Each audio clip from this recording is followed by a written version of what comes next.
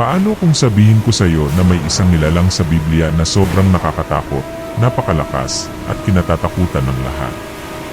Isang halimaw na bumubuga ng apoy, kayang durugin ang bakal na parang kahoy, at naninirahan sa kailaliman, lampas sa abot ng tao. Hindi ito alamat.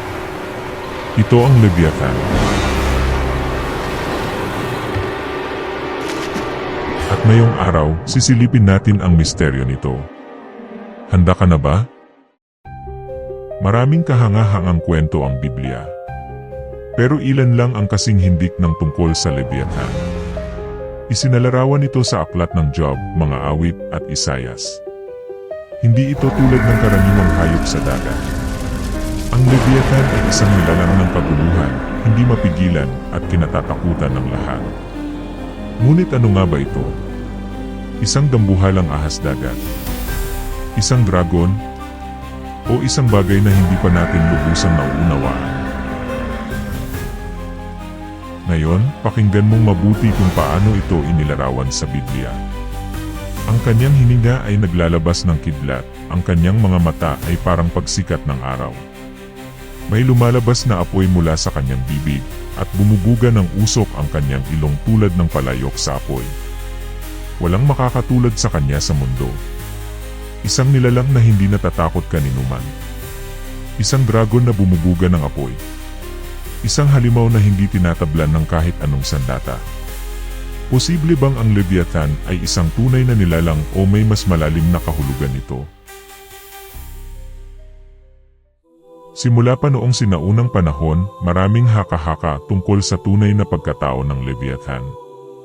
Ang ilan ay naniniwala na ito ay isang espiritual na nilalang. Isang sagisag ng kasamaan na kakalabanin ng Diyos sa huling panahon. Ngunit may iba na nagsasabi na ito ay isang totoong hayop. Pero kung gayon, ano ito? Ang ilang eksperto sa Biblia ay naniniwala na ang Leviathan ay maaaring isang tunay na nilalang na nabuhay noong unang panahon. Maraming hayop ang nabuhay noon na may kakaibang anyo. Mga dambuhalang buhaya, sea serpents, at mga sinaunang reptilya na napakalaki at kayang mamuhay sa kailaliman ng dagat. Sa iba't ibang kultura, may mga kwento ng higanting halimaw ng karagatan.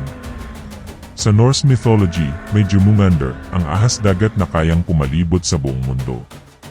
Sa mga kwento ng mga mandaragat noong medieval, may sinasabing sea monsters na sumisira ng mga barko. Posible kayang ang Leviathan ay bahagi ng ganitong mga alamat. May ilang mga teologo na naniniwala na ang Leviathan ay hindi isang tunay na hayop kundi isang espiritual na nilalang. Isang sagisag ng kasamaan at kabuluhan. Ayon sa Isayas 27, sa katapusan ng panahon, mismong ang Diyos ang papatay sa Leviathan. Kung totoo ito, nangangahulugan bang ang halimaw na ito ay may kaugnayan sa mga propesya ng katapusan ng mundo? Hanggang ngayon, maraming bahagi ng ating karagatan ang hindi pa natutuklasan. Alam mo ba na halos 80% ng dagat ay hindi pa naabot ng tao? Maraming nilalang sa kailaliman ng dagat ang natuklasan kamakailan lamang, mga hayop na may kakaibang anyo, malalaking pating, at mga deep sea creatures na parang halimaw. Tignan niyo ito. Isang bagong natuklasan sa Google Earth ang nagpapakita ng hugis ng isang tila higanting nilalang. May kaugnayan kaya ito sa Leviathan? Posible kayang ang katawan nito ay nakatago sa malawak na karagatan? Ano sa tingin niyo? Kung may mga nilalang na tulad ng Megalodon, isang dambuhalang pating na maaaring umabot ng 60 feet ang haba, hindi kaya posible ring may isang sinaunang nilalang na nananatili sa kailaliman ng ating dagat at maaaring ito ang tinutukoy na Leviathan? Ang Leviathan ay nananatiling isa sa pinakamalaking misteryo ng Biblia. Totoo kaya ito? O isa lang itong kwentong may simbolikong kahulugan? Isa lamang ba itong alamat o may mga ebidensya na maaaring nagpapakita na minsan itong nabuhay sa ating mundo? Kung totoo ito, nasaan na ito ngayon? Maaari bang nagtatago pa rin ito sa kailaliman ng ating karagatan, naghihintay na muling matuklasan? At kung gayon, paano natin ito mahahanap?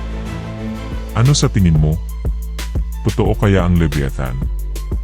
O isa lang itong sinaunang alamat? I-comment mo ang iyong opinyon, at kung mahilig ka sa ganitong mga misteryo, huwag kalimutang i-like at i-subscribe. Marami pa tayong matutuklasan. At ito pa lang ang simula.